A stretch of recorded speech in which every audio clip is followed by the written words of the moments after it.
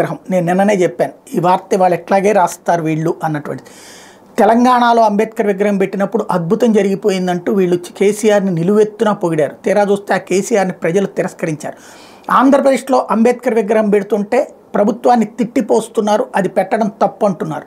ఇక్కడ దుర్మార్గాలు జరిగిపోతున్నాయి అని ప్రొజెక్ట్ చేస్తున్నారు. అక్కడ ప్రజలే చేత్కరించిన వాళ్ళని నెత్తిన పెట్టుకున్నారు. ఇక్కడ వచ్చేటప్పటికి ఆ అంబేద్కర్ విగ్రహానికి సంబంధించి అవమానకరమైనటువంటి పని చేస్తున్నారు. ఏంటయ్యా అంటే అంబేద్కర్ విగ్రహం గొప్పతనాన్ని సచ్చినా రాయడానికి మనసొప్పనటువంటి ఒక దౌర్భాగ్యమైనటువంటి పరిస్థితుల్లో ఉన్నారు. అంటే వీళ్ళు జర్నలిజం చేస్తున్నారా, జర్నలిజం ముసుగులో వ్యభిచారం చేస్తున్నారా అన్నది ఆలోచించుకోవాల్సినటువంటి అంశం.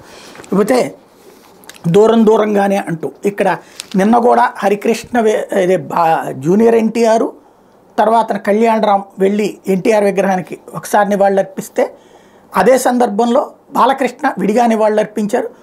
బాలకృష్ణ వచ్చి జూనియర్ ఎన్టీఆర్ వాళ్ళకి సంబంధించినటువంటి పోస్టర్లు అవన్నీ పీకించారు. మరి అది కుటుంబంలో తగాదనే కదా.